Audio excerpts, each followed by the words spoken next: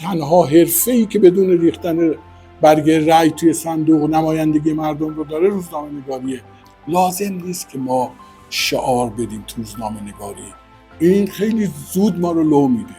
ما روزنامه نگاری نمی کنیم که یه شماره در بیاری بعدش تعطیل بشه. در وهله اول توی این مملکت باید قانون حمایت از حقوق حرفه‌ای روزنامه نگاران تصویب بشه.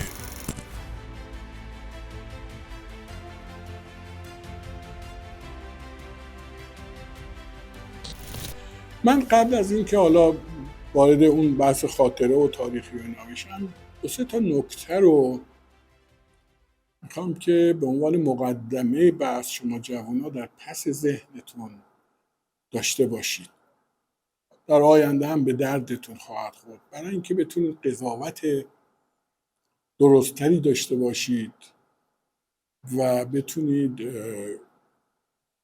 بر اساس عدالت و حق در واقع قضاوت کنید و تصمیم بگیرید. یکی از اون موارد کانتکسته، یعنی در نظر گرفتن زمینه، بستر اجتماعی، بستر سیاسی، شرایط زمانی و مکانی که یک اتفاق توش رخ میده، حالا هر اتفاقی باشه، از جمله روزنامه نگاری. کما اینکه خیلی وقتا دیدید که نسل شماها به خصوص به نسل ماها میگن چه بر سر ما آوردید، خلاصه با اون تظاهراتتون، با اون مرگ بر شاه گفتنتون، با اون نمیدونم فلان بهمان. اینا حق دارن ها، ولی یکی از دلایلی که شاید نمیتونن به درستی ما رو در اون زمان، ما که میگم نه من خاص، به طور کلی نسل ما رو درک کنند، اینه که تو این کانتکست دارن اون زمان رو داوری میکنند. بعد 40 سال 45 سال تجربه پیش روشونه، دارن دونه دونه نگاه میکنند، عرض کنم که ارزیابی میکنند، داوری میکنند. اصلا فضا و شرایط عوض شده، آگاهی ها تغییر کرده، شناخت ما از جهان و پیرامون عوض شده، تکنولوژی دنیا رو زیر و رو کرده، به ویژه حالا حوزه ارتباطات و روزنامه نگاری و رسانه ها رو. و بنابراین با دانش امروز، با نگرش امروز، با جهانبینی امروز، با آمال و آرزوهای امروز 45 سال پیش رو قضاوت میکنن. در حالی که اگر ما برگردیم به اون زمان میبینید که خواهید دید که ما هم حق داشتیم که معترض باشیم. منم مثل شما من سال 50 وارد رشته روزنامه نگاری دانشکده علوم ارتباطات شدم در دوره لیسانس. اون موقع اسمش بود مطبوعات، رادیو و تلویزیون، و بعد که ما فارغ التحصیل شدیم سال 54 اسمش شد همون روزنامه نگاری. فوق لیسانس و دکترام هم از همین ارتباطات و دانشگاه در واقع خودمون هست. بنابراین درسشو خوندم، کار حرفه‌ایشو 50 سال کردم و تدریسش هم کردم. یعنی یک تجربه توامان این سه عرصه رو در واقع، اون چی که میگم نه از سر تعصب، نه از سر خامی و بی تجربگی، حالا حداقل دیگه بعد از 50 سال تمرکز توی حوزه، واقعا میشه گفت که با شناخت حالا نسبی حداقل حرفمو میزنم. و همیشه هم توی 50 سال سعی کردم که واقعا تا حدی که از دستم ساخته است برای اعتلاع این رشته، اعتلاع این حرفه و ارتقای منزلت حرفه‌ای روزنامه نگار، جایگاه اجتماعیش، جایگاه قانونیش، جایگاه حقوقیش، هر چه از دستم برمیاد انجام بدم، که حالا جای بحثش اینجا نیست. اما اولا میخوام اینو بگم که اگر من امروز راجع به اون دوره صحبت میکنم، اون کانتکست تو ذهن شما غایبه تا حد زیادی و بنابراین شاید نشه درست اون اوضاع و شرایط رو ارزیابی کردن، نظر گرفت راجع به اینکه کار ما، تصمیم ما درست بوده یا غلط بوده یا چی بوده، قضاوت دقیقی کرد. نکته دومی که میخوام پس این بحث کانتکست و شرایط و بستر اجتماعی، سیاسی، تاریخی رو، شرایط زمانی و مکانی رو تو هر بحثی باید در نظر گرفت. هر مفهومی در اون بستر زمانی و مکانی خودش معنای خودش رو پیدا میکنه. از اونجا که بکشیدش بیرون، یکایت اینه گفت آقا تو هر جمله‌ای میخوای بنویس رو کاغذ، من حکم اعدام خودت از اون جمله خودت بکشم بیرون. این کاریه که اتفاق افتاد طی 30-40 سال گذشته تو بولتن سازی هایی که صورت گرفت. اومدن تقطیع کردن یه قصه، نمیدونم فلان آدم رو، یه مصاحبه بهمان رو، نمیدونم یه چیز رو، یه جمله از وسطش کشیدن بیرون. من همیشه میگم سر کلاسام که میگن لا اله کفر و الا الله عین وحدت است. شما وقتی میخوای بگی لا اله الا الله، اولش میگی لا الهه. اگه من بخوام دشمنی بورزم، میتونم همینجا کات کنم، بگم من با دو گوش خودم از فلانی شنیدم که گفت لا الهه، پس کافره، پس قتلش واجبه، پس خونش مباهه. اما به محض اینکه دنبالش میگم الا الله، میشم موحد. توجه میکنید؟ و اون وقت دیگه اصلا داستان عوض میشه. پس اگه کسی مغرض باشه، میتونه اون لا الهه منو بگیره فقط و بگه من شنیدم، دروغم نگفته ولی نصف حقیقت رو گفته، نصف دیگه شو پنهان کرده. ولی اگر کسی عادل باشه، منصف باشه، که عدالت و انصاف از صفات اصلی و اولیه هر روزنامه نگاری باید باشه توی هر شرایطی. حالا یه نمونه رو خدمتون به عنوان نمونه تجربی و شخصی عرض میکنم بعداً، که توی هر شرایطی که ممکنه احساسات بر ما غلبه کنه، بالاخره عصبانیت یا علایق شخصی یا حقدها و کینه ها، هر چی، و ما از مدار و مسیر عدالت خارج بشیم، این بزرگترین آفت برای هر روزنامه نگاری. و اینم رو خواهش میکنم که در نظر داشته باشید. هیچ چیز، ببین، اولین ویژگی هر روزنامه نگار تعهد اجتماعیشه، مسئولیت اجتماعیشه، و برای انجام این تعهد اجتماعی باید اخلاق حرفه‌ای رو در واقع به تمام و کمال رعایت کنه. استثنا هم نداره. ممکنه بگید که آقا وقتی که ما حقوقمون رو دولت، حکومت تامین نمیکنه، ما چرا باید اخلاق حرفه‌ای رو باید رعایت بکنید برای اینکه حرمت حرفه خودتون رو حفظ کنید، برای اینکه شخصیت خودتون رو بسازید و حفظ کنید، برای اینکه بدونید که آقا توی سخت‌ترین شرایط من جزء به حقیقت پایبند نبودم. شرایطی که ممکن بود امتیازات زیادی حتی بگیرم به خاطر اینکه بتونم یه گوشه چشمی بگردونم به طرف یکی. فراوونه تو حرفه روزنامه نگاری همیشه از این موقعیت ها پیش میاد. حالا هنوز اول کارتونه، انشالله برید جلو. امیدوارم که پیش نیاد این موقعیت هایی که میتونه آدم رو اغوا بکنه، میتونه از راه به در بکنه، ولی خواهی نخواهی پیش میاد.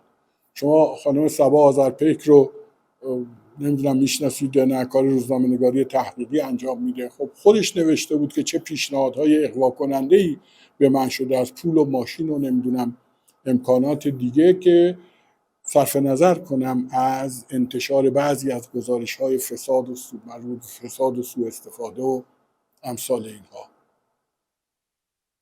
بنابراین اصل بر اینه که به مردم، به بشر، به بشریت، به مردم، به جامعه در وهله اول من متعهدم، و برای اینکه بتونم این تعهد رو درست انجام بدم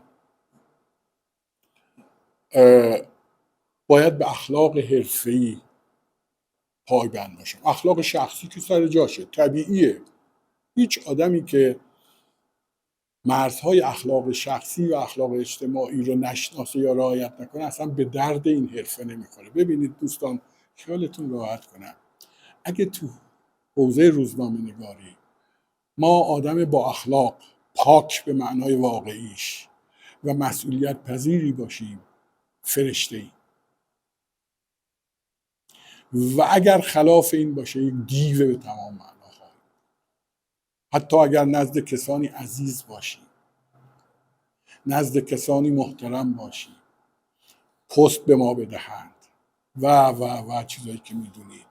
مهم اینه که من بعد از 50 سال کار حرفه‌ای شب که میخوابم سرم میذارم رو بالش، آسوده خاطر باشم که آقا جایی حقی رو ناحق نکردم، جایی حقی رو مسکوت نگذاشتم و باطلی رو برجسته بکنم یا بزرگ نمایی بکنم و اون رو به جای حق جا بندازم.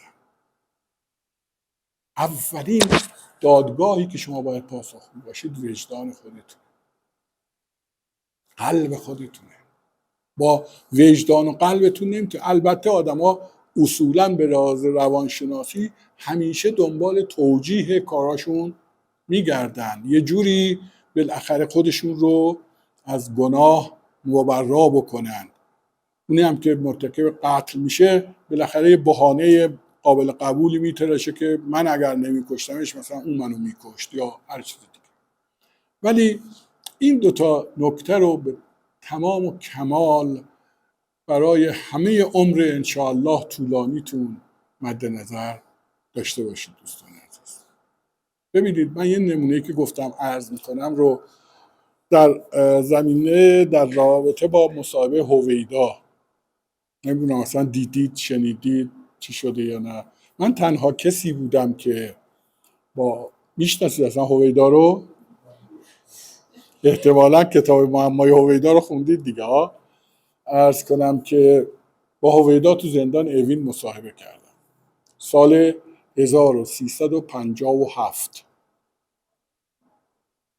2-3 ماه قبل از انقلاب. این که گفتم کانتکست، حالا بیاد تو کانتکست 2-3 ماه قبل از پیروزی انقلاب توی هست اینجا. بذارید من حالا برای اینکه مستند صحبت کنم، ببخشید مکسی توی کار میفته ولی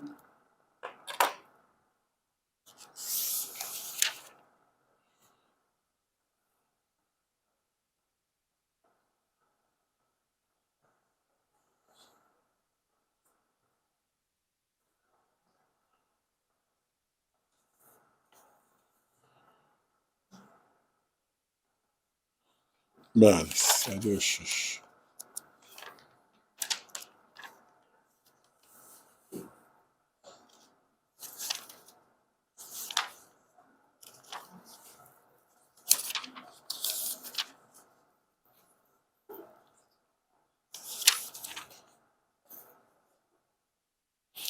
دی ماه 57، 18 دی ماه 57 چاپ شده این توی روزنامه کیهان. خاطرش رو براتون تعریف کنم شاید جالب باشه برات. 2-3 روز قبلش، 1-2 روز قبلش، سردبیر روزنامه منو صدا زد. من معاون سرویس گزارش روزنامه کیهان بودم.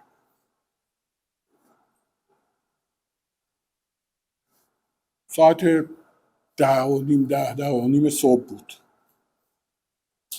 گفت که همین الان یه عکاس بردار با یه جیپ برید زندان اوین، با هویدا مصاحبه کنید، عکس بگیرید، بیاد که روزنامه چاپ.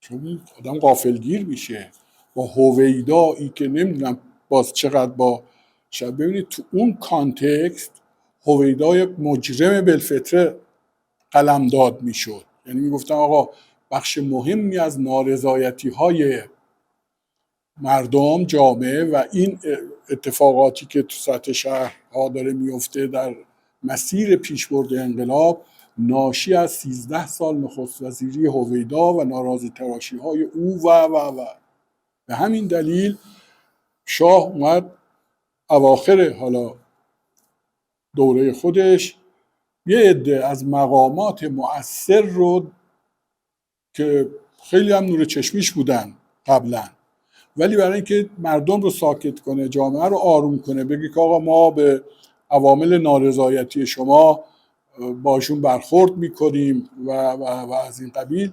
یکی چند نفر رو دستگیر کردن و زندانی کردن. یکیش هویدا بود. هویدا وزیر دربار بود تا قبل از اون، بعد از نخست وزیریش هم شد وزیر دربار. بردنش زندان اوین. اما تو جامعه بین مردم شایع بود که اینا الکیه، اینا گفتن بردیمشون زندون، ولی همه خارج از کشور اینجا نیستن.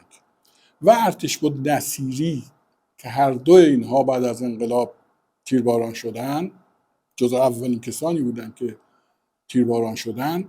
ارتشبد نصیری رئیس ساواک، سازمان اطلاعات و امنیت کشور بود. خب ساواک طبیعیه که بسیار بسیار عامل نارضایتی عمومی بود و دیگه کار به جایی رسیده بود که میگفتن آقا دیوار موش داره موش گوش داره، یعنی هر حرفی رو بزنی ممکنه کنار دستید یه آدم وابسته باشه و خلاص خبر ببره و بیاره و از این حرف. اونم برده بودنش تو پادگان هور فعلی، اون موقع پادگان باغ شاه بود اسمش، اونجا زندانی بود. من از اون ورش خبر نداشتم، نگو که همزمان یکی دیگه از همکاران ما رو با عکاس فرستاده بودن اونجا که با نصیری هم مصاحبه کنن و هر دو رو بیاریم توی روزنامه چاپ کنیم. کیهان. من 25 سال، نزدیک 24-25 سال کیهان کار کردم. دبیر سرویس گزارش، عضو شورای تیتر، 2-3 سال عضو شورای سردبیری کیهان بودم تا خرداد 1375 که دیگه کامل اومدم دانشگاه و دیگه از کیهان استعفا کردم. عرضم به حضورتون که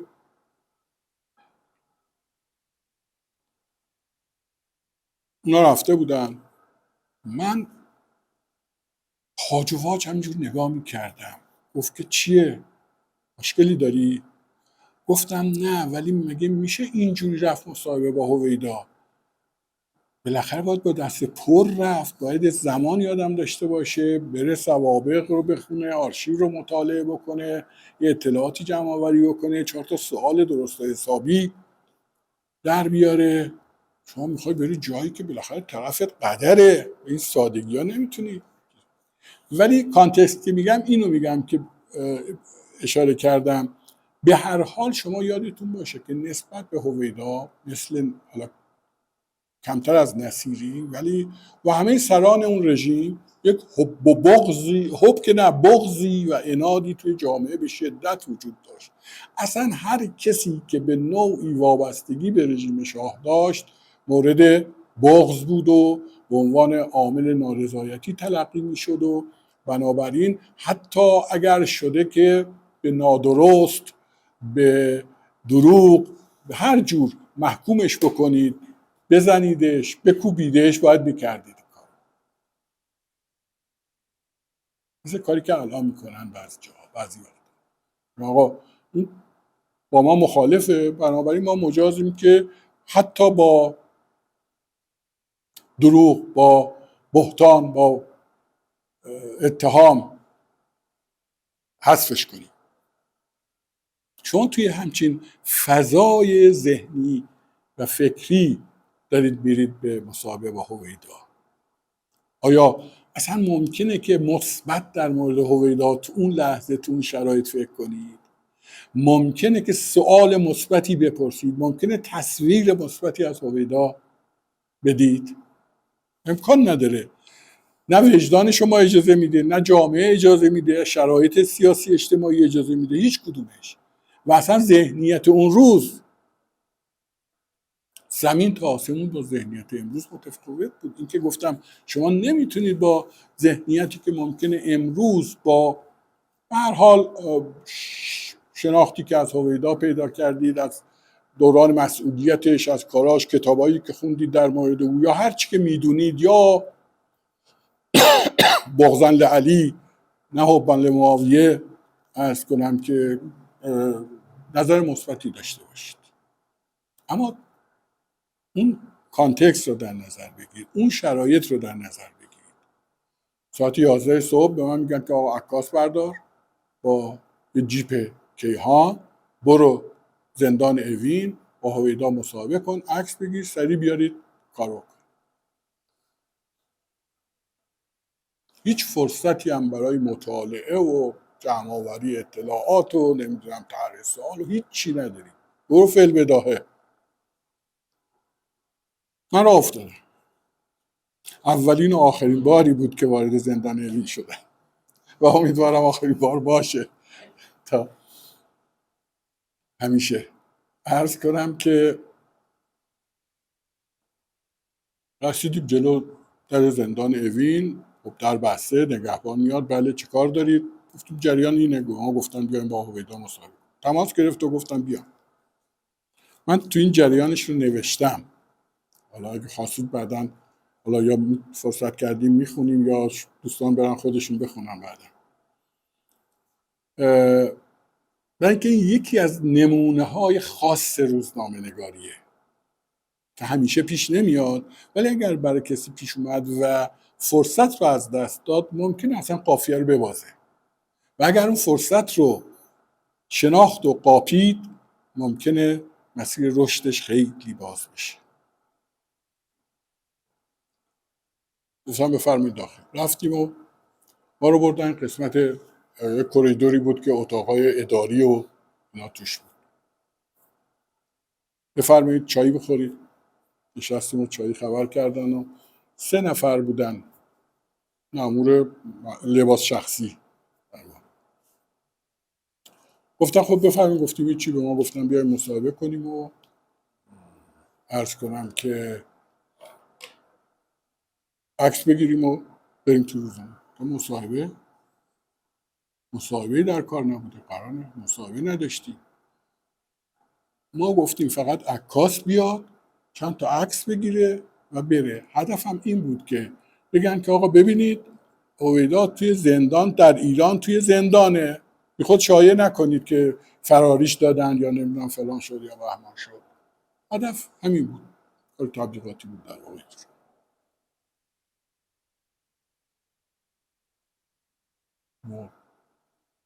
اصلا یهو من خشکم زد. پس چی به من گفتن که برو مصاحبه کن؟ برای اولین بار من ضبط صوت برده بودم. اونم ضبط صوتایی که کوچکترینش تو دوره ما اینقدر بود، سنگین، یه عالمه کاغذ، قلم، اینا که کم نیارم یه وقتی. خلاصه گفتم که آقا به ما گفتن مصاحبه. گفتن نه، بلکه گفته اشتباه گفتم. ما قید کردیم که فقط عکس. گفتم خب میدونی چیه، اشکالی نداره، ما مصاحبه نمی کنیم، ولی من باید همراه عکاس باشم. من باید بنویسم زیر اون عکسی که عکاس میگیره که آقای هویدا توی زندان اوین بوده، چون عکاس فقط عکس میگیره. من باید توضیح بدم که تو چه شرایطی چجوری بود. گفتن نه، اصلا توضیح لازم نیست. شما گفتم ما عکس بدون توضیح که چاپ نمی‌کنیم، نمیتونیم چاپ کنیم. اصلا سابقه نداشت. حالا زیاد عکس تزیینی چاپ میکنن و بدون هر گونه شرح عکسی و توضیحی و فلان اینا. اصلا ما که بدون توضیح نمیتونیم عکس چاپ کنیم. باید بگیم که آقا هویدا کجا بود، در چه شرایطی بود، چجوری بود. 2 خط زیر عکس باید بنویسیم. گفتن که به یه شرط: قلم، کاغذ، ضبط صوت، هر چی که آوردی میذاری اینجا روی میز، اینجا، و با عکاس میرید دم در. حد اکثر صحبتی که با هویدا میتونید بکنید یه سلام ولا غیر. هیچ صحبتی بین شما نباید در بگیره. عکاس عکسشو بگیره و بره. گفتی بازم غنیمته تا همین جاشم. همراه عکاس راه افتادیم و تا برسیم به یک کریدور دیگه که هویدا توی سلول که نبود، طبیعی هم هست، نخست‌وزیر مملکت بود، توی سلول نگهش نمی‌دارن. توی یکی از همین اتاقای اداری بود. تا برسیم اونجا من یواشکی به عکاسمون مرحوم رضوان، خدا رحمتش کنه، مهدی رضوان بود، عرض کنم که گفتم که آقا مهدی، کاری که میکنی تا میتونی وقت تلف کن، تا میتونی طولش بده کار رو. حالا اون موقع هم شنیدید حتما که میگفتن آقا فیلم عکاسی بی ارزش ترین کالای روزنامه نگاریه.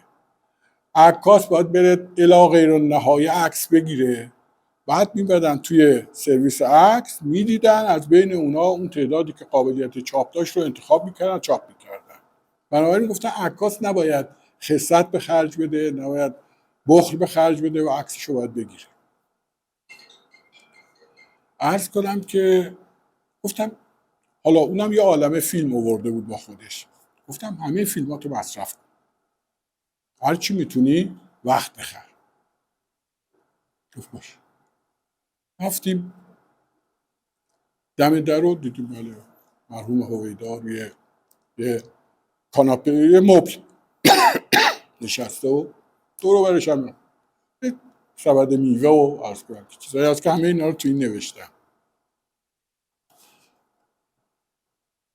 ما دم در رسیدیم، گفتم سلام. گفت سلام. چاق شدی؟ ببینید من اصلا خودم یادم نبود. من 3 سال پیشش توی کنفرانس انقلاب آموزشی رامسر، سال 1 بار در شهریور ماه 1 هفته کنفرانس انقلاب آموزشی برگزار میشد توی هتل رامسر و روز آخرم شاه و فرح می اومدند و سخنرانی میکردند و اونجا تصمیمات 1 سال آینده در واقع مربوط به دانشگاه ها و اینها هماهنگ میشد و گرفته میشد و اعلام میشد. خیلی برای آموزش عالی اعتبار قائل. خب تو این 1 هفته تک تک وزرا هم می اومدند و میرفتن، 1 روز بودن 2 روز بودن، میرفتن میومدن. وزیر علوم که ثابت بود، معمولا وزیر آموزش پرورش هم بود. هویدا هم می اومد اون 1 هفته رو اونجا میموند، هم با وزرا ارتباط داشت هم با خبرنگارا. مدام توی لابی هتل مثلا هر وقتم جلسه نبود شب اینا نشسته بود و خبرنگارا دورش کرده بودن و حرف میزدن با هم. اکثرا هم به اسم کوچیک میشناختن. عرض کنم که من اون موقع مثلا اوایل کارم بود که 2 سال از کارم گذشته بود توی کیهان و هنوز خلاصه اون اعتماد به نفس لازم رو پیدا نکرده بودم. طبیعیه. من برای یه مقدار تو حاشیه تر دورتر میشستم، حرفی هم نداشتم با هویدا بزنم. چی میخواستم بگم؟ مثلا خیلی از این خبرنگارا 60 سال 70 سال 50 سالشون بود، 10 سال بود با هویدا آشنا بودن، بالاخره تو مجامع و جلسات مختلف هم دیگر رو دیده بودن و عرض کنم که میشناختم هم دیگه. اکثرا هم میگم به اسم کوچیک صدا میزد، چه وزیراش چه خبرنگارا رو. نگو که اونم من اون گوشه کنارا دیده بوده، حالا یه وقتی هم سوالی کرده بودم یا یه صحبتی کرده بودم، ولی تو حاشیه، خیلی تو حاشیه. موقع خیلی لاغرتر بودم، سال 54 تا سال 57 از بس کله پاچه سر کوچه کیهان خورده بودیم چاق شده بودیم. عرض کنم که گفت چاق شدی؟ راست میگفت، واقعا چاق شده بود، خیلی هم چاق شده بود. گفتم که بله حق با شماست. خوشحال شدم که سر صحبت رو او باز کرد یه جوری که بتونیم ادامه بدیم. گفتم ولی شما در عوض لاغر شدی به نظر میاد. گفت من 7 کیلو 15 کیلو چیز وزن کم کردم توی مدت. حالا بقیه داستان هست، من نمیخوام دیگه جزئیات آنچه که تو اون جلسه گذشت رو بگم که دیگه این رو رغبتی به خوندنش نداشته باشید، ولی چیزی که میخوام بگم این بود که یک کمی گفتگو بین ما در گرفت و من سعی کردم که اون مسائلی که اون روزا مطرح بود رو بپرسم. مثلا شریف امامی اون موقع نخست وزیر شده بود، مثلا قول داده بود که دادگاه ملی تشکیل بده و سران حکومت پهلوی از جمله هویدا رو اونجا تو دادگاه ملی محاکمه کنند و مثلا جرمشون رسیدگی کنند. از این حرف تا نظر راجع به دادگاه ملی چیه توضیح داد. بعد گفت که شما آقای شاهنده رو میشناسید؟ اولش که بعد از اینکه اول پرسی کردیم گفت چرا انقدر تو روزنامه‌هاتون به من فحش میدید؟ تیتر این مطلب هم همینه، هویدا 2 چرا اینقدر به من فحش میدید؟ گفتم چطور مگه ما که تو کیهان فحش ندادیم؟ او آقای شاهنده رو میشناسی؟ روزنامه فرمان، مدیر مسئول سردبیر روزنامه فرمان بود. گفتم که بله. گفت که اون خیلی بد و بیرا میگفت. همه یهو بوی کباب شنیده بودن، داشتن برمیگشتن که چیز بشن. گفت که بله حالا همشون برای ما وطن پرست شدن و سنگ وطن پرستی به سینه میزنن و داستانه دیگه. فقط 2-3 نکته میخوام بگم که جنبه آموزشی داره در واقع براتون. یک این که ببینید من اون موقع خلع سلاح بودم، نه قلم داشتم، نه کاغذ داشتم، نه ضبط صوت داشتم، نه هیچ چیز. تنها چیزی که داشتم حافظم و قدرت بینایی و در واقع اون حسی که باید از محیط بگیرم، این که تک تک اشیایی که توی اتاق رو به خاطر بسپارم، تک تک کلماتی که بین ما رد و بدل شده رو عیناً به خاطر بسپارم. به 2 دلیل. یک این که نمیخوام هیچ تحریفی، دخل و تصرفی در واقعیت توصیف اونجا داشته باشم. ببینید من میخوام بگم اون چیزی که اون روز تو ذهن من جوون میگذشت، سال 57 من 26 سالم بوده، جوون بودم به نسبت، اونم برای کار توی روزنامه کیهان. البته اون موقع 5-6 سال سابقه کار داشتم توی کیهان و معاون سرویس بودم، ولی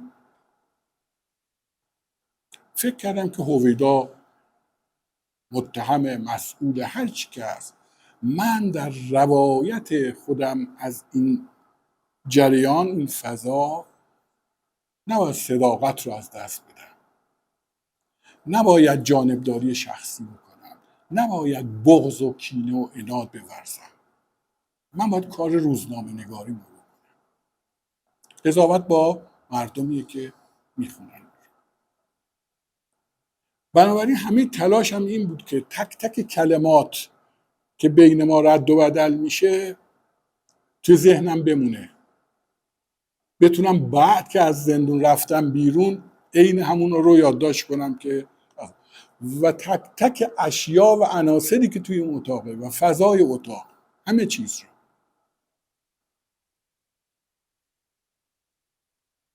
مدام این مامورایی که با ما اومده بودن به ما خلاصه سیخونک میزدن، آقا قرار نبود صحبت بکنید، برای چی حرف میزنید؟ میگه قرار نبود صحبت نکنید. ما گفتیم چشم، ولی یه جایش هم هویدا برگشت گفت بذار صحبت کنیم، بذارید صحبت کنیم. اونا گفتن چشم. از هویدای زندانی حرف شنوی داشتن اون موقع. ببین همه اینا معنی داره. بعضی کلمات بدون اینکه نیاز باشه که شما آب و تابش بدید، روغن پیازش رو زیاد کنید، به قول معروف خودش پیام خودش رو میرسونه. نیازی نیست که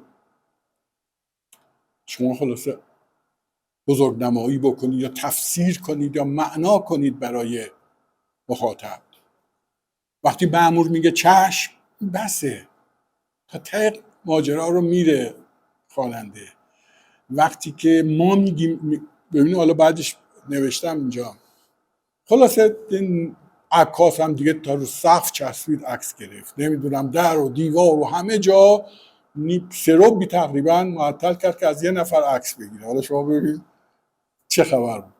واقعا خدا رحمتش کنه، نامردی نکرد، هر چی تونست، حتی دونه آخر فیلمشو گرفت.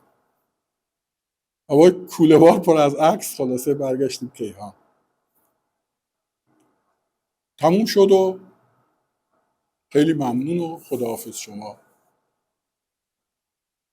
اومدیم بیایم بیرون، گفتن تشریف بیارید چایی بخورید برید. باشه. اومدیم تو اتاق همونجا نشستیم و چایی خبر کردن. گفتن آقا گفته بودیم حرف نزنید، زدید، ولی یک کلمه از صحبت‌هایی که بین شما رد و بدل شد رو حق چاپ ندارید. گفتیم چشم. همین رو نوشتم. عین همین رو نوشتم اینجا. گفتن حق ندارید، گفتید چشم، همین، ولی چاپ کردیم. این چشم ما بزرگترین تمرد در نگاه، یعنی جلو مأمور. و دیگه لازم نیست که بگم آقا ما الکی گفتیم چشم، بیخود کردن که گفتن نمیدونم فلان بهمان از خوش آمد. عرض کنم که اومدیم بیرون. من به محض اینکه سوار جیپ شدم، از در زندان اومدیم بیرون، قلم کاغذ برداشتم، تمام اون نکات کلیدی، ببینید شما مهم اینه که اینجور وقتا اون نکات کلیدی رو تو ذهنتون داشته باشید، یادداشت کنید. بقیه‌شو خودش میاد سر قلمتون، میاد تو ذهنتون، پر و بال میتونید بدید. اینکه نکات اصلی که بین ما گفته شد چیا بود، اون مهمه. اینکه چه اشیاء معنیداری در اتاق بود، نه هر چیزی. اینکه کفش مثلا موزاییک کدوم کارخونه بود مهم نیست، ولی اگه کتاب خاصی روی میز هویدا بود، این معنیدار بود. پیشا پیشم از همتون معذرت میخوام. ببینید من تو این گزارش سعی کردم عینیت کامل رو رعایت کنم. حتی یک کتاب جیبی نوشتم اینجاها هست، روی میزش بود، عنوان کتاب پلی بوی بود، کتاب داستان بود، اما تنها شیطنتی که من کردم همین بود که نوشتم یک کتاب جیبی به زبان فرانسه که روی جلدش نوشته شده بود پلی بوی. شاید به خاطر تداعی معانی مثلا بشه، ولی عین واقعیت بود. ولی پلی بویی که اونجا بود کتاب داستان داشت و میوه‌هایی که روی میزش بود، تلویزیون داشت، نمیدونم تخت داشت و مبل و روزنامه و همین. خلاصه تا برسم کیهان، اون نکات اصلی که تو اون فضا گذشته بود رو من یادداشت کرده بودم. حالا رسیدیم کیهان. من به راحتی میتونستم برم بگم که آقا مانع گفتگوی ما شدن و گفتن که حق ندارید که حتی این صحبت‌های خصوصی هم که بین شما رد و بدل شده رو چاپ کنید. خیلی هم قابل توجیه بود، هیچ کس هم نمیتونست منو مؤاخذه کنه. من میتونستم تازه مؤاخذه کنم سردبیری رو که آقا شما به ما گفتین مصاحبه، بعد رفتیم گفتن اصلا چنین قراری نبوده، بیخود گفتم برید مصاحبه.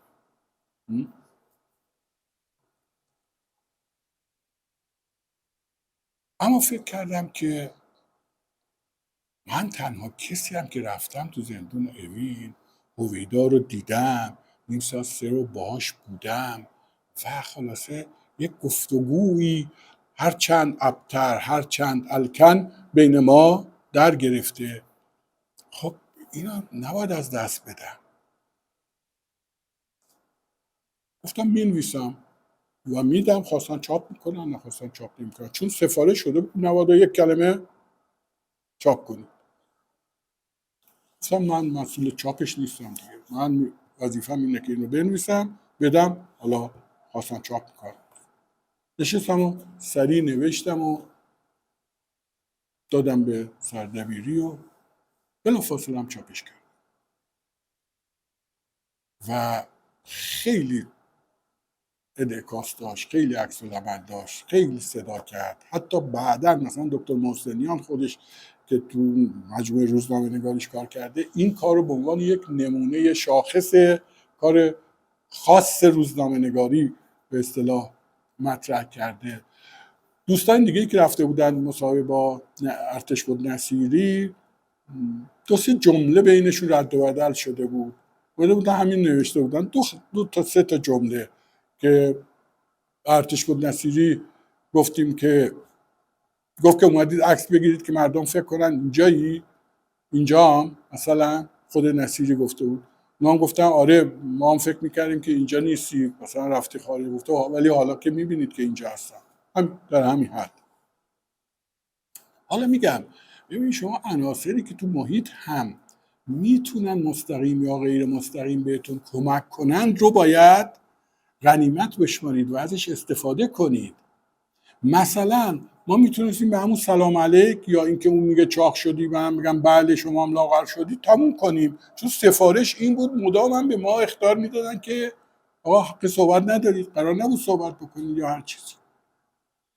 و ولی ما سعی کردیم که از حد اقل هایی که توی محیط میتونه کمکمون بکنه استفاده کنیم برای اینکه این داستان رو یه شکل شمایلی بهش بدیم و یه جایی برسه. اما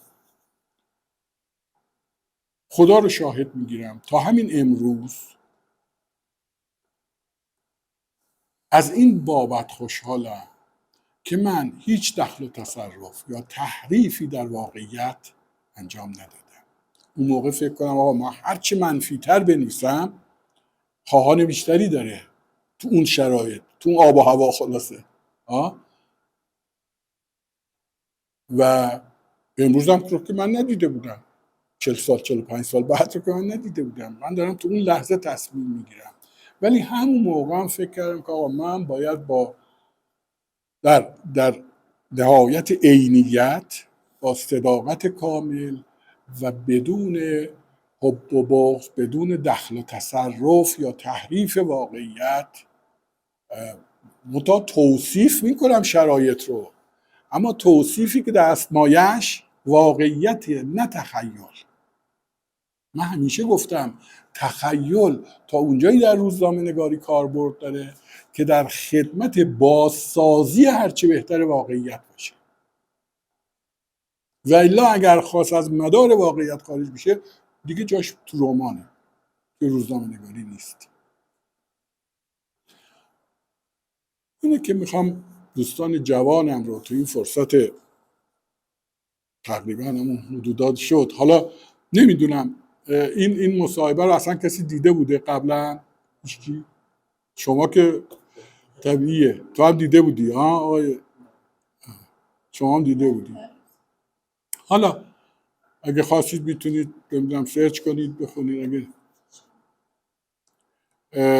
جزئیاتش رو تو نوشتم. به نظر من آنچه که اینجا اومده میتونه بدون اینکه بخوام اغراق بکنم، چون برای خود من هم گفتم یه فرصت پیشبینی نشده، یه برنامه ریزی نشده بود،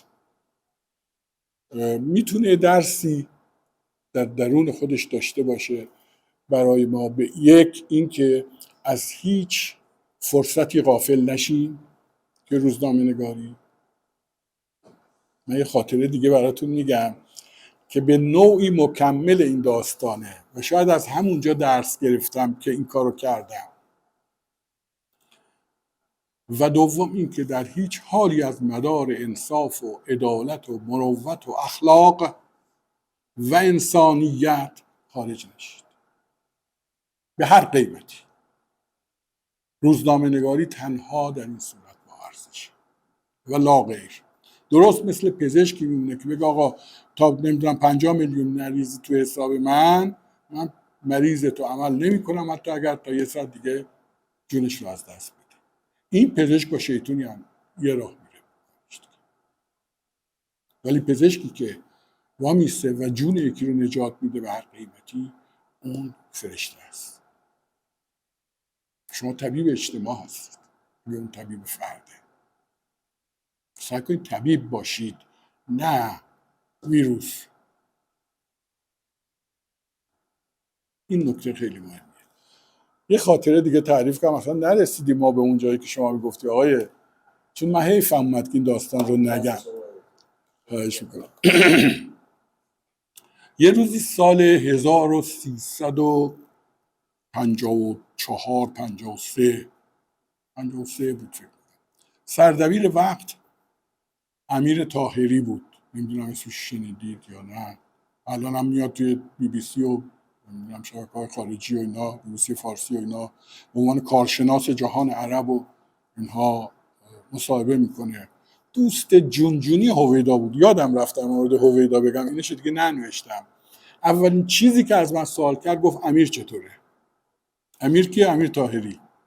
امیر طاهری اون موقع دیگه سردبیر روزنامه نبود سال 57، اما سردبیر کل نشریات کیهانی مقام تشریفاتی بود که اتاقی بهش داده بودن تو قسمت اداری و نشست، ولی کاری به اون صورت نبود دیگه. وقتی هویدا رفت کنار، چون این دوتا فوق العاده، اصلا اون به اون میگفت امیر عباس به نخست وزیر، اونم میگفت امیر، در این حد بود. وقتی که عکاس کیهان رو بخاطر در جریان بازداشت گوگوش توی کاخ دادگستری اون مأمور حراست کاخ دادگستری زد شکست، من وایساده بودم که طاهری زنگ زد به هویدا و گفت که اینجوری شده، ببخشید من نقل قول میکنم دیگه، به این مرتیکه یعنی وزیر دادگستری بگو که یا سریع عکاس ما رو آزاد کنه و غرامت دوربین ما رو بده، یا فردا صبح دیگه سر کارش نیست.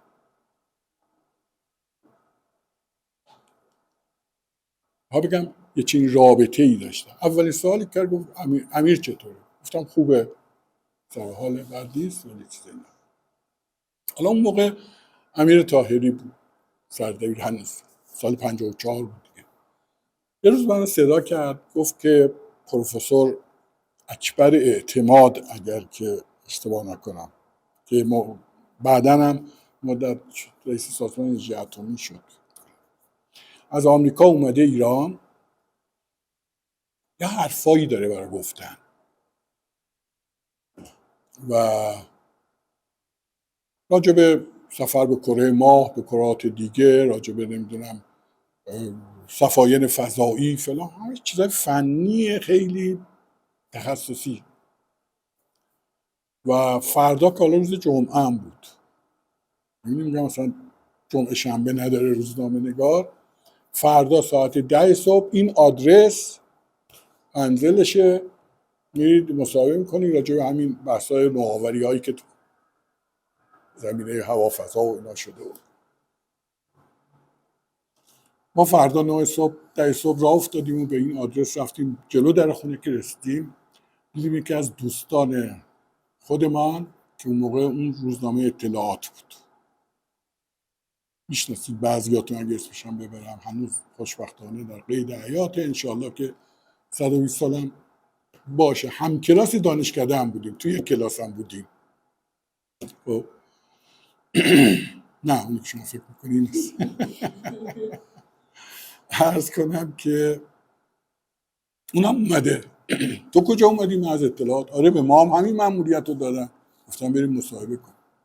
شما فکر به من گفتن مصاحبه اختصاصی کیهانه، ولی بعد که رفتیم اونجا دیدیم رقیب ما اطلاعات هم اونجاست.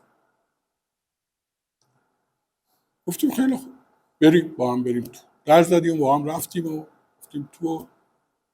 خلاصه شروع کردیم به صحبت. اونم از هر دری سخنی، آره تکنولوژی چه کرده، کجا رفته، چه کرده، نمیدونم کره ماه رو داریم فتح میکنیم، علم میکنیم، یه مش حرفای تخصصی که هیچ جاذبه‌ای برای واقعا مخاطب کیهان نداشت، یا درد ناسا میخورد.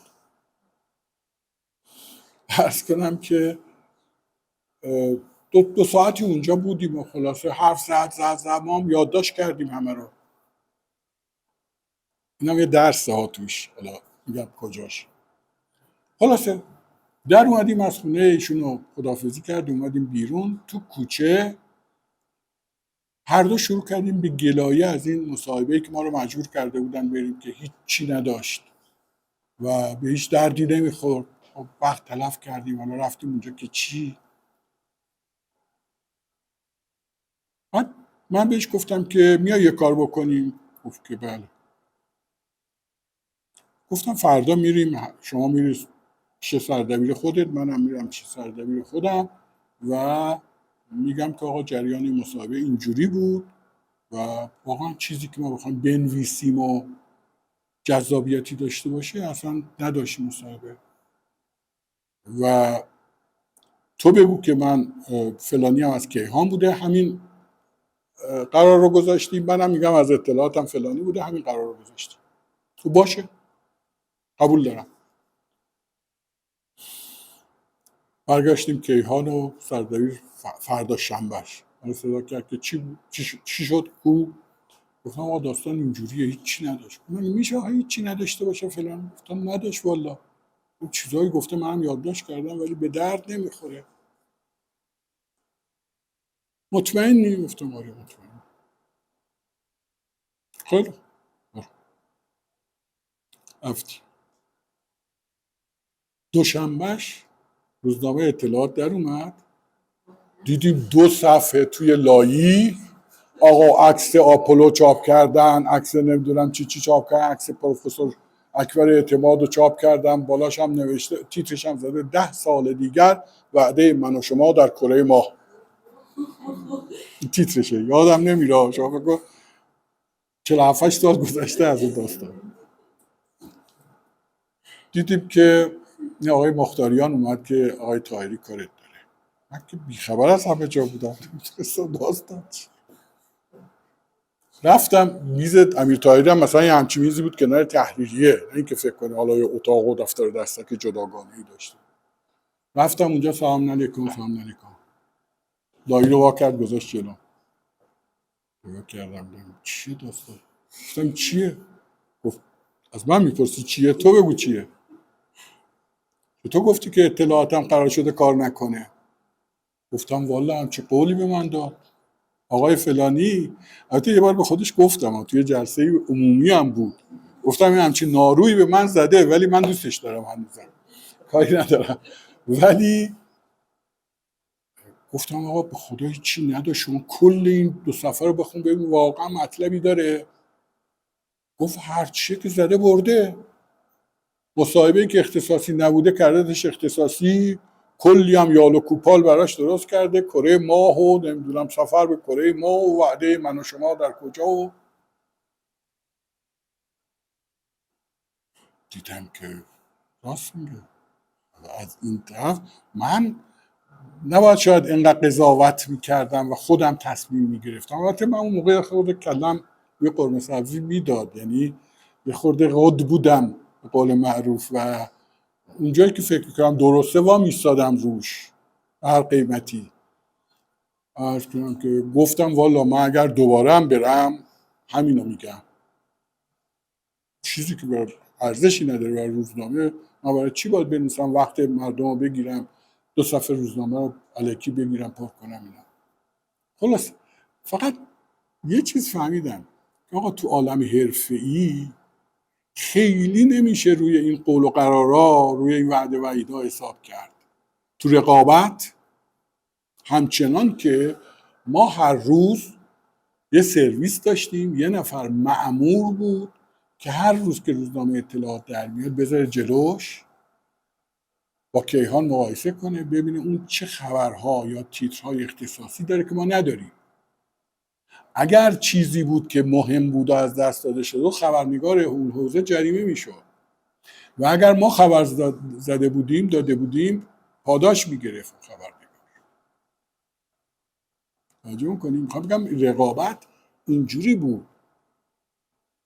بنابراین تو عالم حرفه‌ای به خودتون متکی باشید، به تصمیم خودتون. نمیگم که تن به هر خلاصه تحمیلی بدید، نه، ولی آدم باید بتونه تشخیص بده که چی درسته چی نیست. و برای اینکه بتونه تشخیص بده باید دانش و آگاهی و تسلط داشته باشه بر اون موضوع. من 0 کیلومتری که تازه وارد تحریریه شدم اینقدر صاحب اجتهاد نیستم، من نوعی رو میگم نه من که اینجوری نبودم، ولی اینقدر اجتهاد نداره که بتونه از خودش خلاصه تصمیم بگیره که آقا نه اینو نمیدم یا اونو میدم. کما که در مورد هویدا من عکس این کارو کردم، گفتم آقا من اون چیزی که مطلبی که دارم رو مینویسم و عرض کنم که تصمیم با چاپ یا آدم چاپش با سردبیریه، بلا فاصله هم چاپ شد. ما خیلی از کیهان اون زمان در حالی که مثلا یک رسانه حاکمیتی تعریف می شده به صورت رسمی، خیلی اتفاقات این شکلی سراغ داریم که توی تاریخ روزنامه نگاریمون مونده و موندگار شده. میخوام بگم این که مصاحبه هویدا اونجا به رغم همه اون فشارها و اینها منتشر میشه، آیا به خاطر اون شرایط خلأ قدرته یا کیهان خارج از این شرایط تو اون شرایط پایدارتر قبلی سوال خیلی خوبیه. همچین وضعی داشت؟ در واقع هر دوشه. ببین از یه طرف واقعا ما توی شرایط خلق قدرتی، یعنی من همون موقع هم که داشتم مینوشتم میترسیدم ولی در این حال گفتم که خب حالا اینا دیگه انقدر زورشون پرزور نیست که بتونن خیلی ما رو اذیت بکنن. باقیش نمیبرن سینجی میکنن، ممکن دو روزم نگر دارن یا هر چی، ولی دیگه اعدام ممکن نمیکنن. دوم اینکه اون موقع شورای سردبیری از درون خود تحریریه انتخاب شده بود، یعنی خود بدنه تحریریه بود که خودگردان شده بود، سردبیری از بیرون تامین شد. اون موقع آقای دکتر مصباح زاده هم از ایران رفته بود و مرحوم رحمان عاطفی سردبیر بود، یه شورای سردبیر، مرحوم مهدی صحابی هم مثلا عضوش بود، عرض کنم، و 2-3 نفر دیگه. یه شورای سردبیری انتخاب کرده بودیم که از خودمون بودن و بسیار همراه انقلاب. حالا بگذاریم که تعدادی از اونا بعداً توده‌ای از آب در اومدن، بعضیاشون خونه‌شون کشف شد که انبار اسلحه حزب توده بوده، نمیدونم و گرایش‌های دیگه‌ای از توش بود. ولی اون موقع خیلی، حالا اگر در چارچوب سیاست‌های حزب توده هم بوده، همراه انقلاب بودن و حمایت میکردن و پشت کمان که مثلا راهپیمایی تاسو آشورا رو همینجور در واقع پوشش دادن. اخبار حمله ماموران شهرداری به خونه‌های غیر مجازی که در حاشیه شهر ساخته میشد، اون در واقع جرقه‌ای بود که زده شد. هر روز میریختن یه تعداد خونه غیر مجاز در حاشیه شهرها توسط حاشیه نشینان ساخته شد و شهرداری خراب میکرد و تو این تخریب و حمله هم یه عده گاهی زخمی میشد، حتی گاهی یه نفر مثلا کشته میشد. اینا رو ما به عنوان خبر روز خیلی برجستش میکردیم و تو صفحه اول تیتر میزدیم. در واقع جوری شروع نارضایتی ها از همون جاها بود، به اضافه اینکه خب سانسور، شما میدونید که همون سال 55 40 نفر فقط تو تحریریه کیهان ممنوع القلم شدن و ما سال 56 من سرباز بودم، تو نیروی هوایی خدمت میکردم، نامه نوشتیم به آموزگار و اعتراض به سانسور حاکم. آقا با این شرایط با نمیتونیم کار بکنیم، حاضر نیستیم ادامه بدیم. هست نامش در واقع توی بولتن‌های سندیکای نویسندگان و خبرنگاران مطبوعات. عرض کنم که و شرایط خیلی اعتراضی بود، ولی میخوام بگم هر دوتا به کمک هم اومده بودن. بله شاید اگه اون موقع کسی مثل امیر طاهری اون موقع سردبیر بود اجازه چاپ این مطلب رو نمیداد، چون که خب از بالا بهش دستوری میداد که چاپ نکنم، اونم اومده بود که همین کارو بکنه. گرچه امیر طاهری هم در نوع خودش یه شیرینکاری هایی داشت، شگردهایی برای کار روزنامه نگاری داشت که حالا فرصتش نیست من توضیح بدم، ولی خب موقع شورای سردبیری بود که استقبال میکرد از همچین اتفاقاتی. من هم موقع فکر کردم که خب بله بالاخره زور دولت خود کمزور شده دیگه، بنابراین میشه کارایی کرد. کمان که مثلا از دوستای احمد آباد مصدق گزارش تهیه کردم، صفحه اول کیهان چاپ شد همون موقع هنوز خب مصدق به عنوان اپوزیسیون شناخته میشد دیگه، توی مهر یا آبان 57. و آره هر دو اینا بود. منتها میگم این هنر روزنامه نگاره که چجوری از لابلای شرایط خلاصه یه اپسیلون هم شده استفاده بکنه و بتونه در جهت پیشبرد مسئولیت حرفه‌ایش کار بکنه. همینه. من گزارشی نوشته بودم، همین آقای طاهری سردبیر بود سال 55 فکر میکنم، وقتی چاپ شد خیلی سر و صدا به پا کرد، خیلی سر و صدا به پا کرد. کارگرا، کارمندا، اعتراض، تلگراف به نخست وزیری اینور اونور که ببین آقا وضع ما اینه که هست. اونم نمونه گزارشش اینجا تو این کتاب هست. میخواهی شغل میخوایی پول پارو کنی شغل آزاد پیشه کن.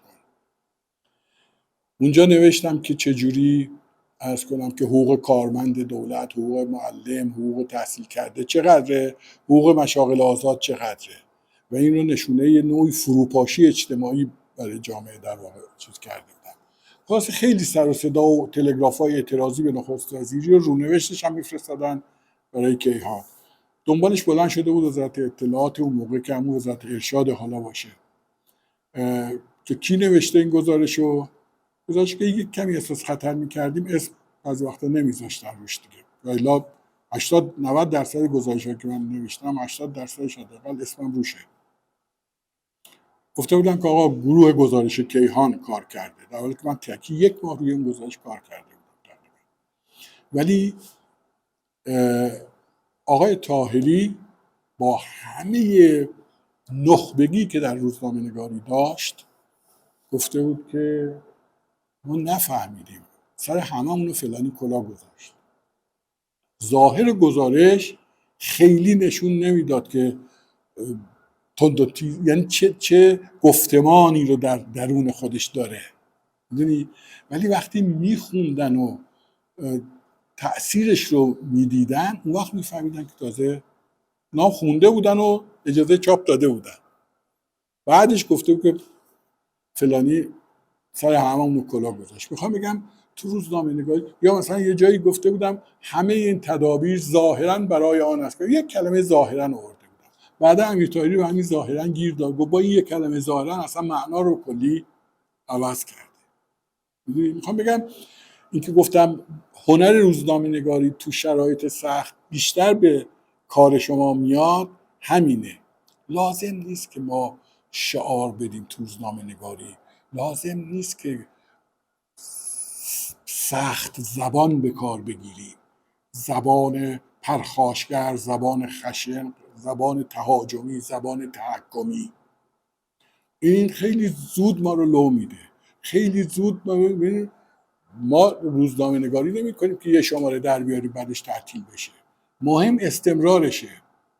بنابراین یه محقق غربی هم تحقیق کرده بود، گفته بود که یکی از مشکلاتی که زبان رسانه ها در کشورهای در حال توسعه داره همینه که از سخت زبان به جای نرم زبان استفاده میکنن. شما میتونی پیامت رو بدی به زبانی که بیشتر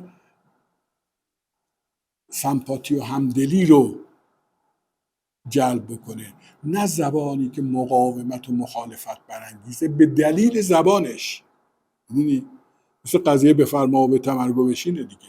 شما اگه به کسی بگی بفرما تحت هر شرایطی اگه نمیخوام بفرما ناراحت نمیشه، ولی اگه به چه میدونم بچت گفتی به تمر ناراحت میشه.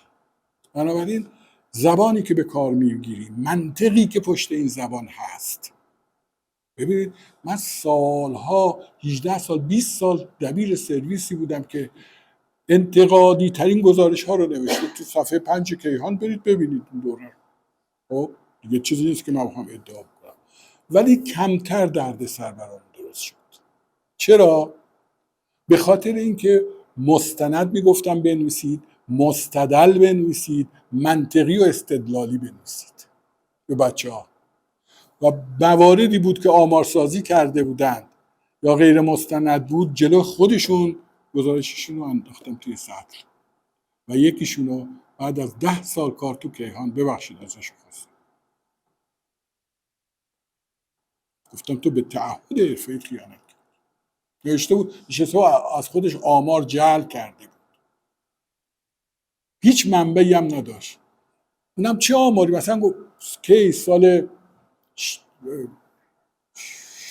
70-71 اینا نوشته بود که مثلا سال گذشته 3.5 میلیارد دلار آدامس شکلات وارد کشور شده. 3.5 میلیارد اون سال میدونید چقدر آدامس شکلات میشه؟ تمام خاورمیانه رو میشد به اندازه کوه دماوند برد بالا. گفتم آقا این آمار رو از کجا آوردی؟ گفت کتاب فلان آمار، فصلنامه آمار فلان. گفتم خب بیار من ببینم. 2 سال شد نیاورد. گفتم چی شد؟ گفت نه یادم اومد، مال نمیدونم بولتن نمیدونم مثلا شهرداری کجا بود، وزارت اقتصاد. گفتم بولتن رو بیار. گفتم تو یه جایی غیر از خودت که این آمار رو نوشتی بیار که این آمار رو نوشتش من قبول میکنم. یه هفته هم سر دوم رو بعدش فهمیدم میدونستم و میخواستم به خودش ثابت کنم. گفتم که ببین من اگر آدم کم تجربه‌ای بودم و این گزارش رو چاپ میکردم، میدونید چقدر برای روزنامه بد میشد، برای روزنامه نگار بد میشد، برای تو بد میشد و برای حرفمون. خب من با هیچ منطقی نمیتونم توجیه کنم که آقا آمار جعلی تولید کردید. نه همین حدوداست. من جای دیگه هم شنیدم همین حدودا بوده. معذرت میخوام شما دیگه به درد اینجا نمیخورید. چرا بچه‌ها؟ برای اینکه مرور گرفته بودش، فکر میکرد به جایی رسیده که میتونه از خودش اجتهاد کنه، میتونه از خودش تولید محتوا. گفت من دیگه کارشناسم، یه پا صاحب نظرم، چون تو حوزه اقتصادی هم کار خبری کرده بود و اینا. گفت من خودم از برم همه اینا رو، همه این نظر به جای کارشناس نظر میداد، به جای منبع آمار میداد، به جای نمیدونم مردم صحبت میکرد تو گزارش، همش خودش بود. بعد یه روز اومده بود، من ساعت 7:30 بود رسیدم کیهان، دیدم نشسته پشت ماشین رو داره تایپ میکنه. طلق ماشینای تایپ دستی بود موقع. نیم ساعت بعد شب به هیچی کاغذها رو کشید و 7 صفحه گزارش تایپ شده داد دست من. گفت فلانی من امروز رکورد زدم. گفتم چطور؟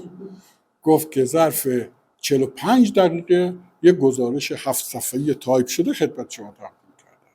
گفتم خیلی ممنون، این سهم این سطله. خدا شاهده جلو خودش نخونده انداختم اونجا. گفتم من گزارش که ظرف 45 دقیقه اینجا پشت میز بدون اینکه یک صفحه منبع جلو رود باشه نوشته باشی نخونده نمیخوامش. رسیده بود به جایی که فکر میکرد آقا خلاصه خودش یه تنه امته، این ملت. کارشناس میشد، مردم میشد، نمیدونم منبع آمار میشد، معاون وزیر میشد، مدیر کل میشد، به جای همه اینا حرف میزد و مینوشت. این کارو نکنید. سعی کنید برای هر کاری به منبع مرتبط خودش واقعا رجوع کنید. سعی کنید مستدل، مستند و منطقی و استدلالی بنویسید و بگویید و هر جا و هر مناسبت، به خصوص تو حرفه روزنامه‌نگاری. عذرخواهی میکنم. شما گفتید تو رابطه صحبتاتون توی مثلا الان نیازی نیستش که مثلا زبان تحکمی داشته باشیم، نیازی نیستش که مثلا خشن بنویسیم. به مرور الان نمیگم به طور کلی میگم. آره خب در مثلا راجع به الانه. اینکه خب مثلا الان مطبوعات اون جایگاهی نیستش که مثلا دنبال کننده مستمر داشته باشه و اگه من بخوام مستمر اینجوری بگم اون تأثیری که احتمالاً یه گزارش مثلا تند و تیز قرار داشته باشه رو جامعه میفهمم. ببین این تند و تیزی رو یا اون زبان جذاب رو میتونید یه جور دیگه به کار بگیرید، تو زبان توصیف به کار بگیری. من نمیگم که نقدتون رو ننویسید، من نمیگم، من اصلا تأکیدم اینه که آقا واقعیت ها رو بازتاب بدید، حقایق رو بگید و سعی کنید توجه ها رو جلب کنید بهش. درد مردم، شما واقعا سخنگوی مردم هستید، شما زبان مردم هستید. میگن تنها حرفه‌ای که بدون ریختن برگه رأی توی صندوق نمایندگی مردم رو داره روزنامه‌نگاریه. گرچه یادتون هست یکی از آقایون که اسم نمیبرم الان هم صاحب منصب توی تلویزیون یه شب نشسته بود راجع به بزرگ آزادراه تهران شمال که ایشون مسئول اون نهادی بود که پیگیری میکرد، ازش سوال کردن که آقا 20 سال 30 سال شما دارید آزادراه میسازید، چرا؟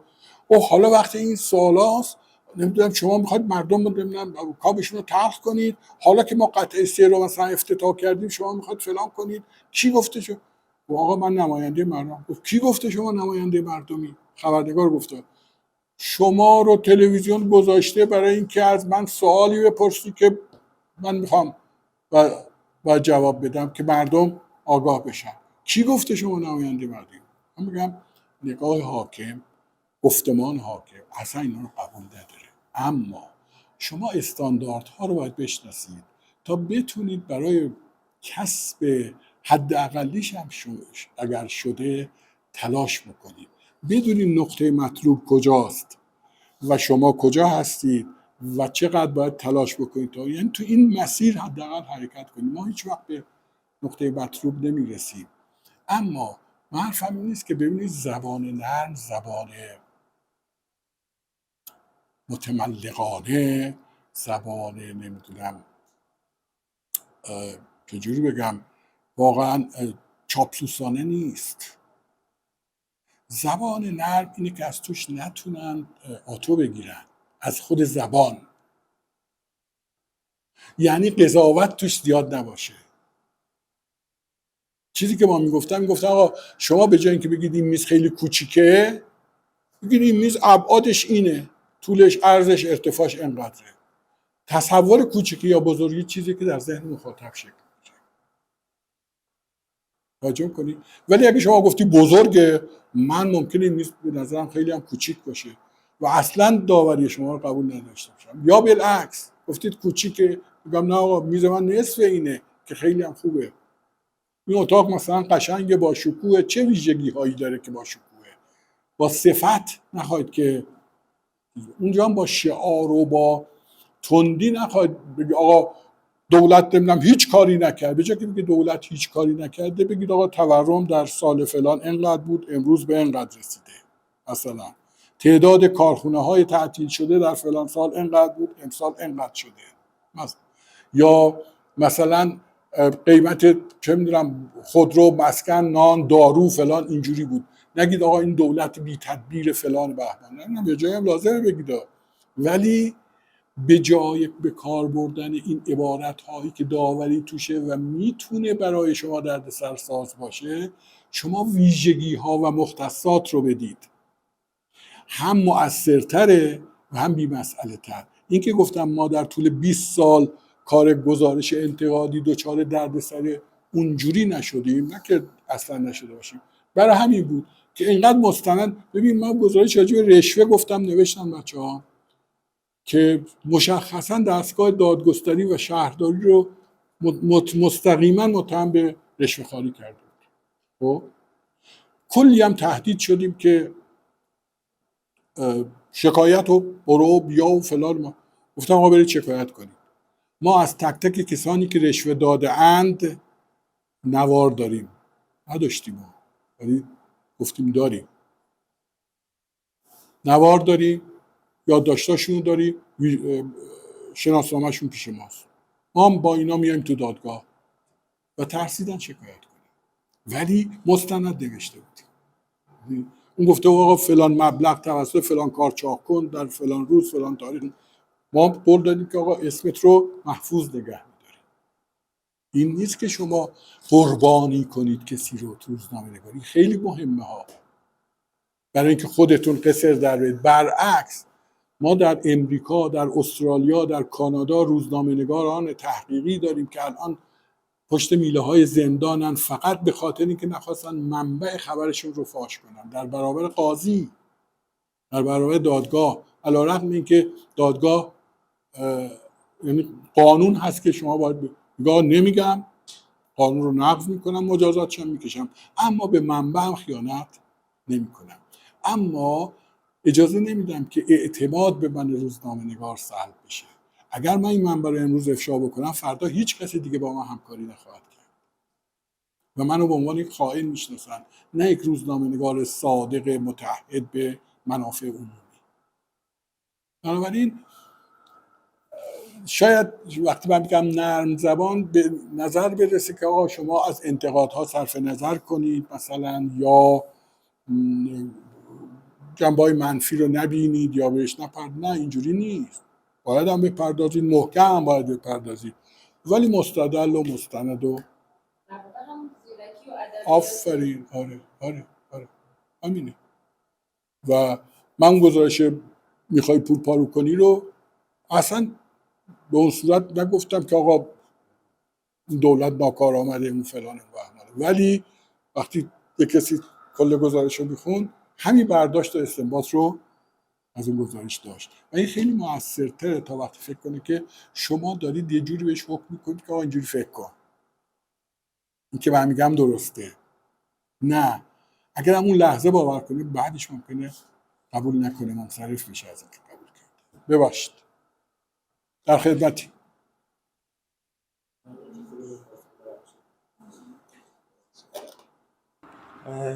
تو همین موردی که گفتید البته تفاوت‌های زمانی رو درک میکنم، ولی الان دیروز مثلا روزنامه اعتماد مجرم شناخته شد سر اون نامه محرمانه و تو متن دادگاهش را هم که من میخوندم مدام تاکید قاضی فقط رو این بود که اونجا مهر نامه خیلی محرمانه محرمانه خورده و حتی به این استدلال توجه نمی‌کرد که به چه استدلالی این حکم خیلی محرمانه خورده.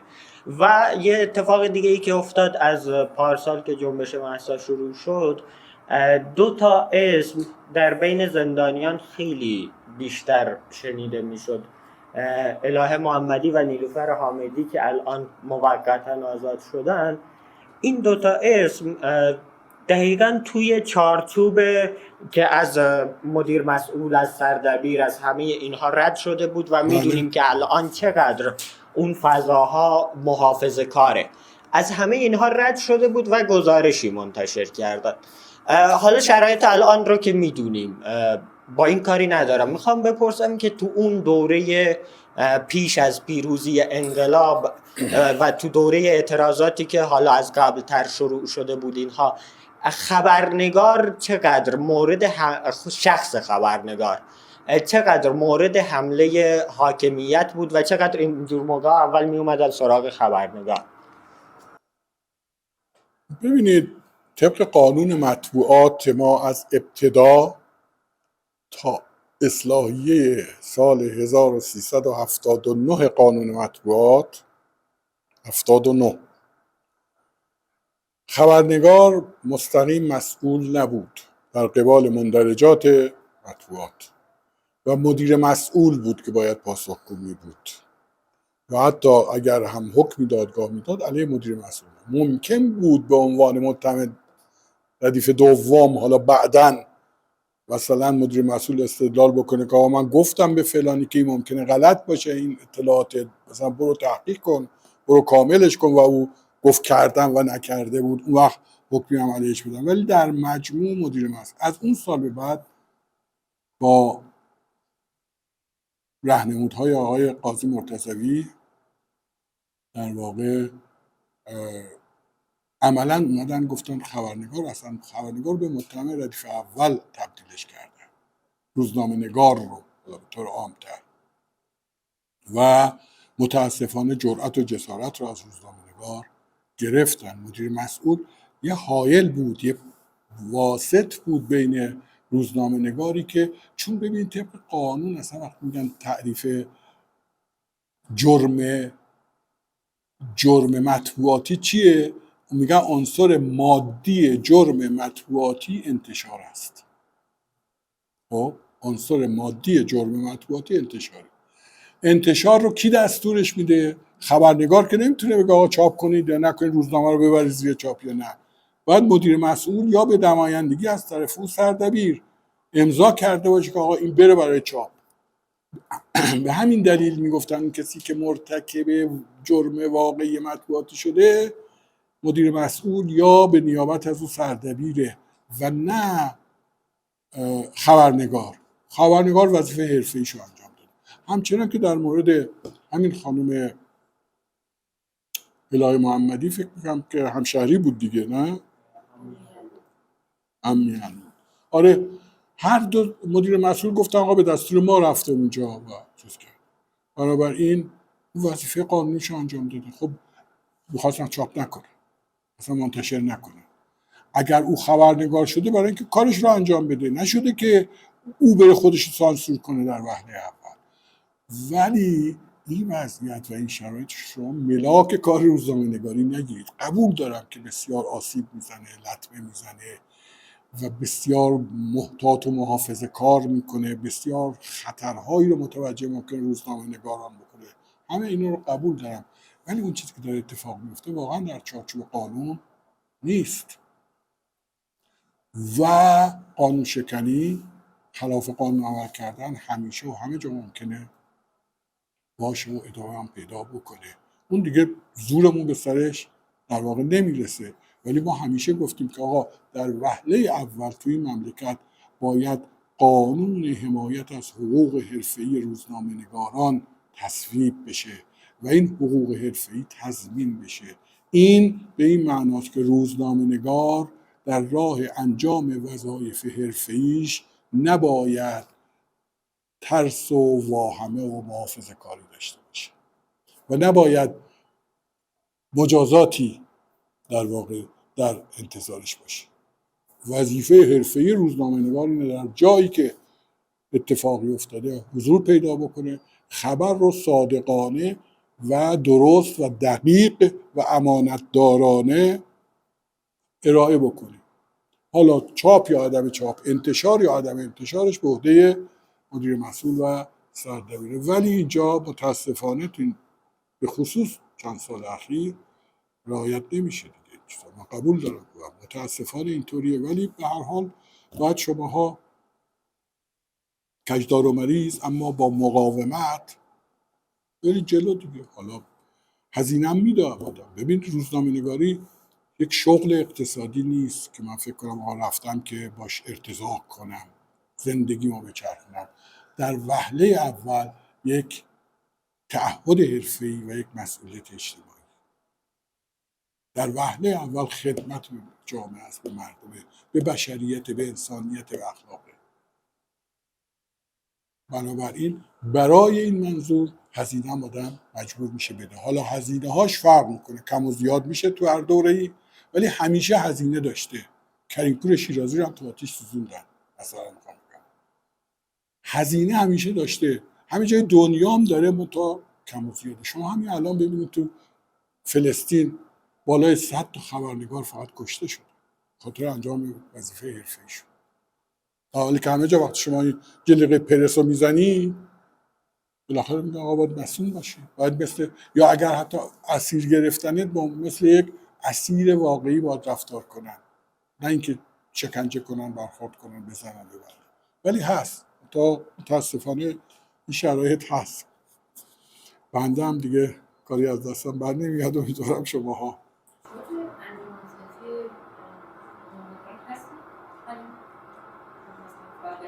افتخاراً هستم. در گذشته که آره بودم، ولی دیگه از وقتی بازنشسته شدم دیگه به عنوان مدعو میرم بیشتر اونجا و صحبتی، جلسه چیزی بیشتر میرم. سوال دیگه هم شما گفتید که خب زمانی که ما مثلا نسبت به حالا روزنامه نگاری قبل از انقلاب هر اتفاق قبل از اون دوره قضاوتی داشته باشیم، اون کانتکست از زمینه‌ای که افراد تو اون بودن رو در نظر بگیریم. بعد گفتیم که سال 55 نامه نوشتین و به 56 گفتیم برای اعتراض به سانسور. بله نامه نوشتین و اعتراض کردیم، ولی آیا بعد از انقلاب هم به سانسوری که توی مطبوعات شکل گرفت نامه نوشتین که اعتراض کنیم؟ ما اعتصاب کردیم حتی بعد از انقلاب، یک ماه و خورده‌ای در اعتصاب بودیم، 3 ماه قبل از انقلاب در اعتصاب بودیم، 1 ماه بعد از انقلاب در اعتصاب بودیم و به همین دلیل ساختار کادر کیهان رو عوض کردن. تحریریه کیهان خیلی ها رفتن، تکی حالا موندن، یعنی بیرونشون کردن، گفتن آقا شما چپی، شما کمونیستی، شما توده‌ای هستی، شما نمیدونم مجاهدی، شما فلانی، از این حرف. و همیشه معترض بودیم، روزی نبود که دعوا نکنیم. این تن علیل مریضی که الان اینجا میبینید محصول اون تنش ها و فشارها و واقعا میخوام بگم استرس هاییه که شما نمیدونید تو اون دوره چی میگذشت و مدام درگیر شرایط بودیم و مقاومت میکردیم و چالش میکردیم، دعوا میکردیم و اینجوری نبود. واقعا خیلی زحمت کشیدیم. حالا میگم اینا جایی ثبت و ضبط شاید نشده و بچه‌های جوان‌تر هم نمیدونن خیلی هاشو، ولی خیلی زحمت کشیده شد، خیلی واقعا. حالا فرصت نیست که من روز به روزش رو بعضی وقتا تعریف کنم که چی گذشت بر ما و چه اتفاقاتی افتاد. ولی آره، سوالتون بجاست، جوابش هم آره. تا حالا نه درسته، نه درسته، نه همینطوره. و عرض کنم که دوره‌ای بود که نمیتونم بگم واقعا اون روز که تیتر زدن شکست تاریخی شیطان بزرگ در برابر قاطعیت انقلاب، میدونی ناشی از چی بود؟ تیتر چی بود؟ ما گروگان‌ها رو آزاد کرده بودیم، به زور به امریکایی گفته بودیم آقا بیا در ببرید گروگان‌های سفارت امریکا رو. بعد تیتر کیهان این شد که شکست تاریخی شیطان بزرگ در برابر قاطعیت انقلاب. این چه تیتریه این؟ کدوم شکست؟ کدوم؟ بگذاریم که خیلی شما فرمودید که روزنامه‌نگار نباید اجتهاد داشته باشه نسبت به اینکه یک گزارشی رو صلاح بدونه که چاپ بشه یا نه، به خاطر اینکه تعریف کردیم. ولی تو این زمانه که روزنامه‌نگاری که نمیخواد هزینه پرداخت کنه، توان پرداخت هزینه رو نداره، آیا تو این زمان شما صلاح میدونید که روزنامه‌نگار اجتهاد رو داشته باشه؟ نیلوفر حامدی اجتهاد اینو داشته باشه که رفته گزارش گرفته، حالا این زن که زن قوی هست و قطعا این راه رو انتخاب میکرد و نخواد در رابطه با این بنویسه، نخواد گزارشش رو چاپ کنه چون نمیخواد هزینه ها رو بده. اجتهاد اینجا مورد قبول هست؟ ببینید، اجتهادی که میگم اولا اجتهاد مثبت نه منفی، یعنی در جهت انجام وظیفه حرفه‌ای اجتهاد بکنید، اما در هر حالت که شما فکرشو بکنید بالاخره آدم و حیات و زندگی و عرض کنم که علایق اون آدم و ترجیحاتش ممکنه بپذیره که متهم به قصور بشه در انجام وظیفهش، متهم به کوتاهی بشه، کمکاری بشه، اخراج بشه برای که کارش انجام نداده، عکسش هم ممکنه به کارش به زندون بکشه برای که کارش رو انجام داده. در اون لحظه حساس هر تصمیمی که میگیره باید پای عواقبش بیسته. توجه کنید. ولی اساسا اگر صحبت از اجتهاد میکنیم بیشتر در این جهتی که ما خودمون رو سانسور نکنیم حتی الامکان. توجه کنید. منتها این وضعی که قانون مطبوعات پیش آورده با اون اصلاحیه که خبرنگار رو مسئول میدونه، عملا خبرنگار رو هم میگم محافظه کار رو محتاط میکنه تا حدی. متاسفانه حسن قانون قبلی این بود که خبرنگار مقدار جرأت و جسارت بیشتری داشت. با اگه صلاح نباشه سردبیر چاپ نمیکنه، مدیر مسئول چاپ نمیکنه. من وظیفه‌ام اینه که مأموریتی که به عهده‌ام واگذار شده رو انجام بدم. کما اینکه در مورد همین دو نفر، همین دوستانم همینو دیدید که مدیران مسئولش گفتن ایشون اینا از طرف ما مأموریت داشتن که برن این کارو بکنن، ولی کسی به حرفشو گوش نداد. هر تصمیمی که ما گرفتیم به هر حال پای تبعاتش هم باید باشیم.